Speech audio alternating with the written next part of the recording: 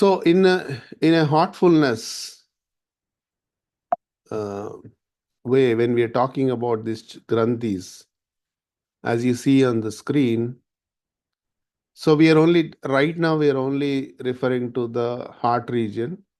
As we go to the higher points, we'll discuss the higher points. So this is the heart region. This is called heart region. In Sanskrit, this is called Pinda Pradesh.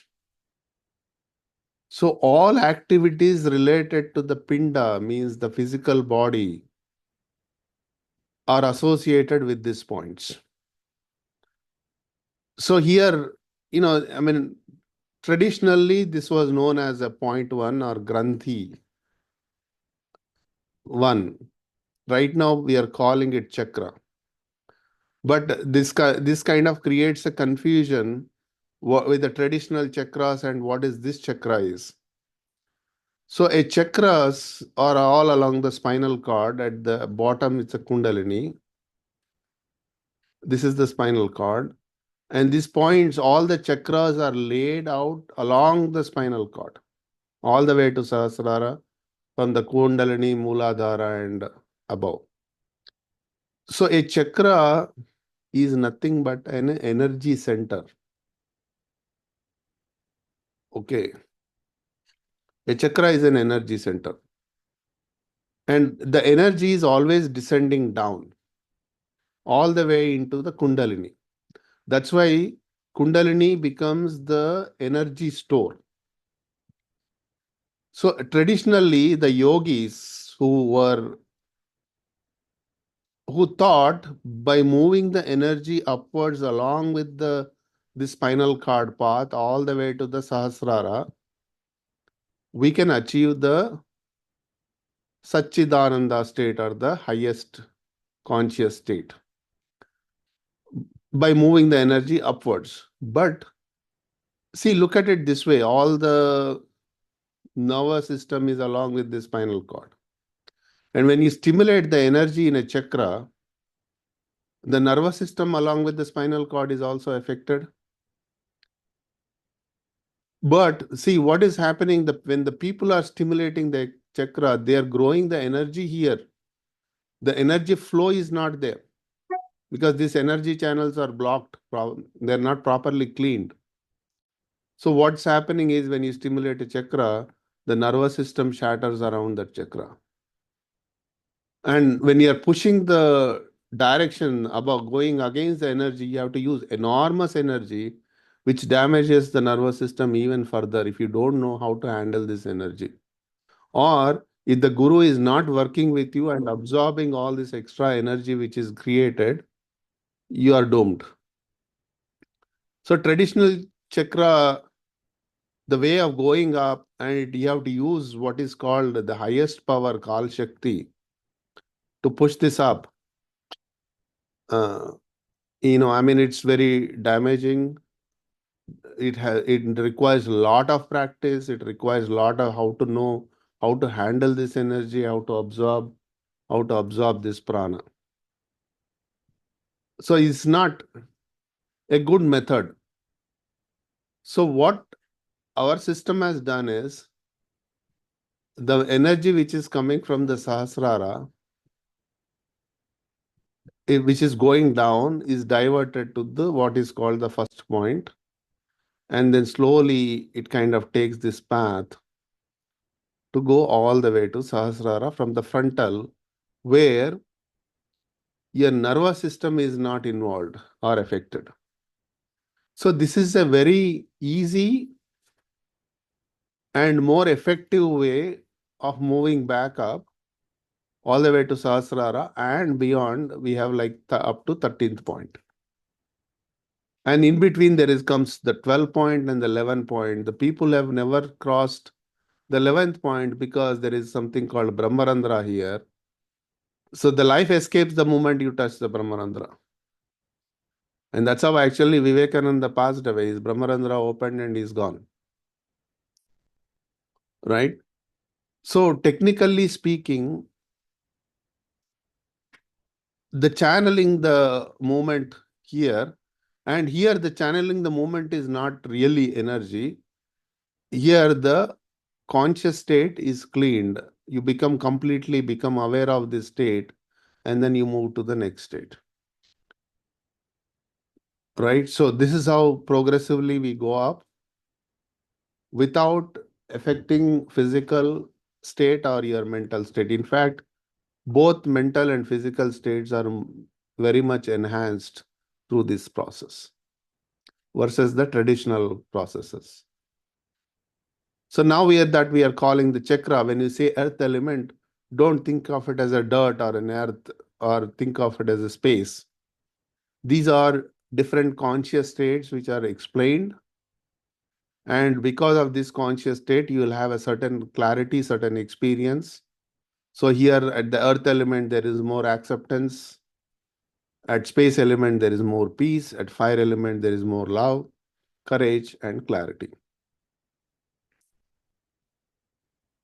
So this is basically when you have the better clarity in life, in your life's approach, that means you have mastered the fifth element. This courage is also very much required in our life. Lot of times, what's happening, the courage, there is no courage because we are somehow projecting all our fears into the future. And we are constantly worried about our future based on the past. So when these past impressions are cleaned, your future projection is also changing. And that's why we have this process of cleaning in heartfulness. So if you see, it's an overall mental and physical wellness, what we are attempting through meditation and cleaning heartfulness practices. Okay. So clear?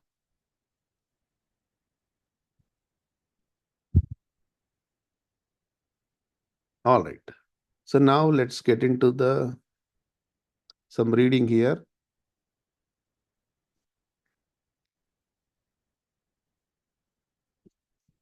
So for example, similarly, when the fire principle is shrouded behind samskaras are impressions, then love is lacking. So there is no drive or craving, and such people struggle with self-motivation. So then here something we need to understand about this idea of craving. The people say, like, I mean, all the lectures, whether you hear from Gita or anywhere, mumukshatva, they say in Gita. Mumukshatva means the craving to attain moksha. So this craving word is used in spiritual literatures across all religions. But this craving, in my opinion, is not defined properly. You have to understand this word craving. If you understand this word craving, you will understand your spiritual journey. Suppose, I mean, from an Indian example I'm giving you.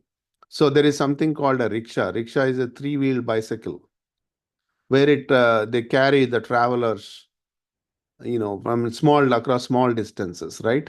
That's a very predominant mode of transportation back in India.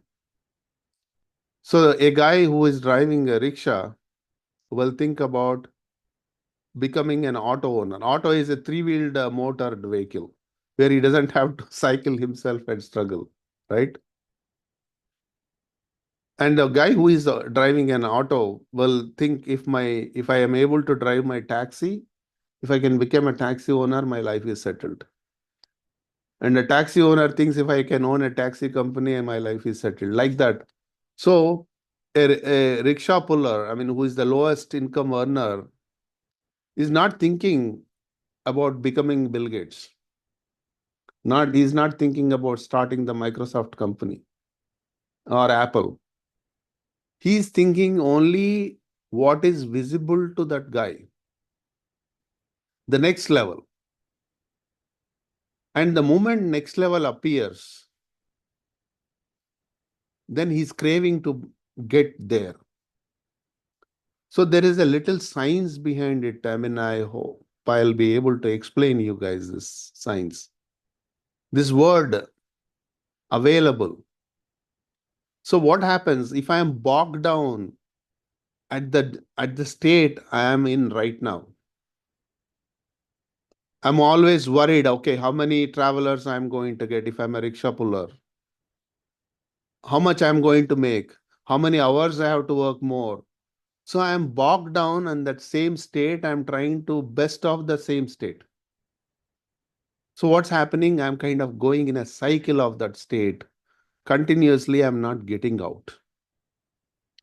When I'm open to the possibility that I can go to the next level of income in the same 8 hours of time I'm working,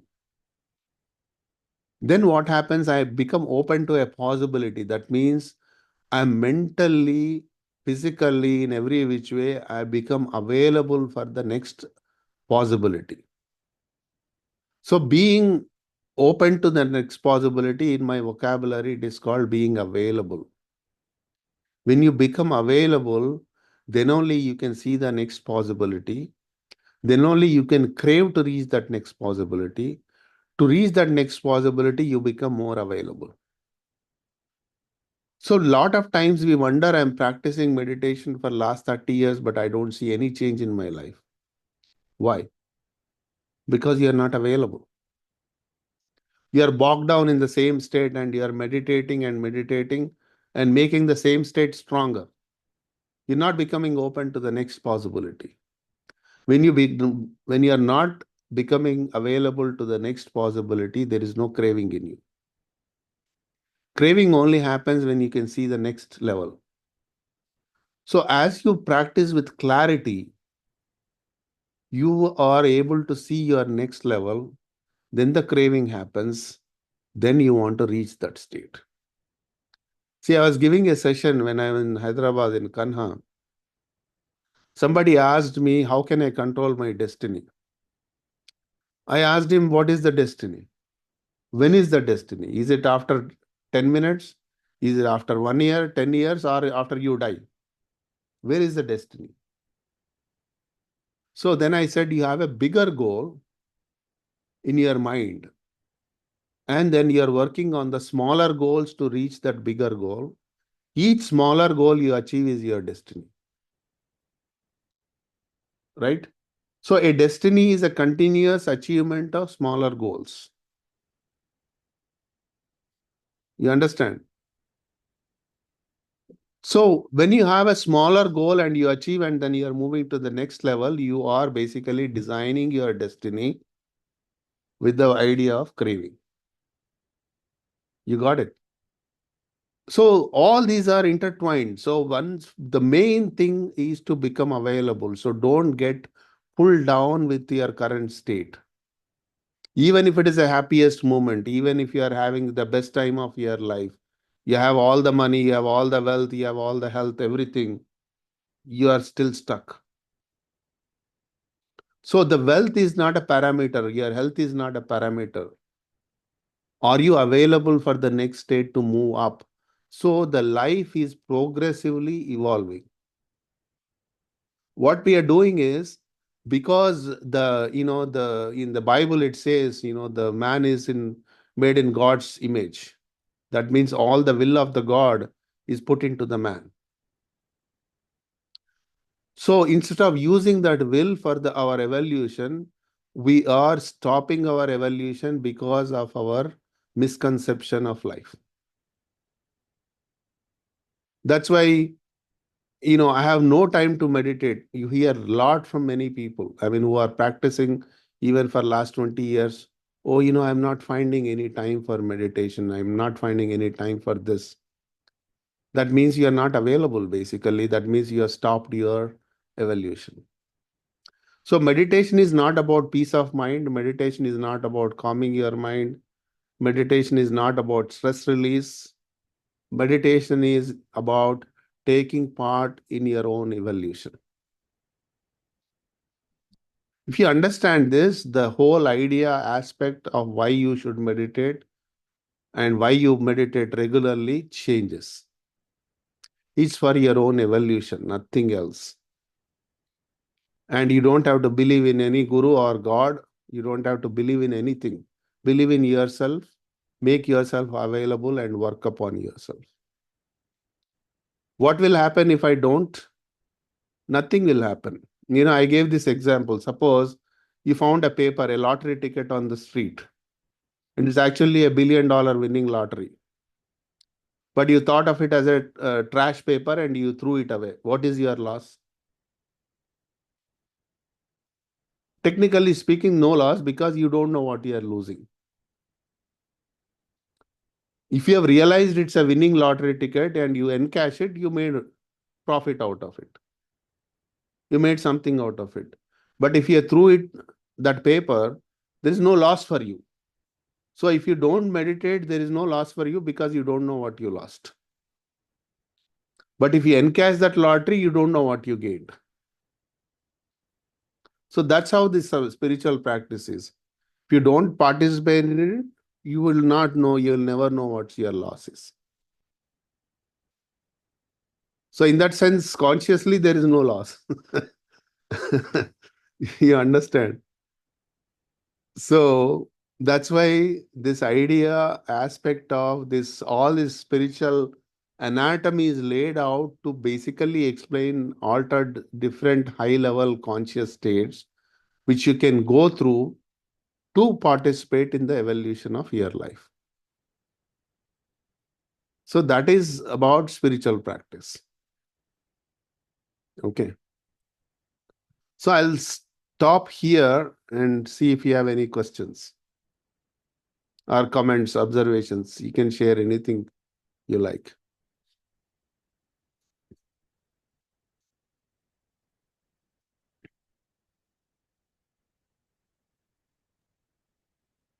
Question. How do we know we were advancing? How do you know you're advancing? So it is like I said many times, knowing is only through contrast. It's like when you get into a swimming pool, you feel the wetness of the swimming pool. And you are there for one hour, you don't think you are wet. Only when you come out, you notice you are wet. So these spiritual states are so subtle. When that shift happens, you will notice it. Then it becomes your normal state until the next shift happens. So as you practice this, these shifts you experience in your meditation tell you that there is a shift happened. Now I have gone into a deeper, more subtler conscious state. And when you are in that subtler conscious state, small things outside the life, or when you come across a more grosser state than you, then you will realize your subtle state. Suppose you had a very good subtle state and some event happened, then suddenly you are stressed out.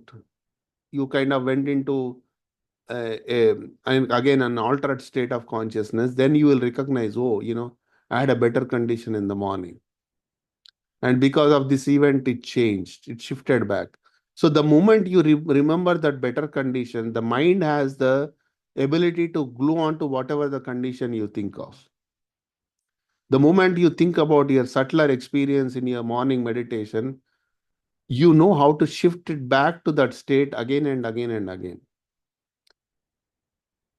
So that's what remembrance means. In Sanskrit, they say Nirantar Smaran. You should have the Smaran of the Lord. But what is the Lord? Lord is not the name. Lord is a state, a condition, that which you experience in your meditation. And this So Lord is meditation, evolving. Yeah. so meditation won't stop us from being more emotional than we desire, but it will allow us to recover faster because we go back into a um, better state. Exactly. I mean, you have put it, your spot dot on. That's the right way to explain it. Yes. So meditation will allow you to shift back to the higher state, which you have already connected with quickly, regardless of what goes in your life, what emotional states you go through in your life.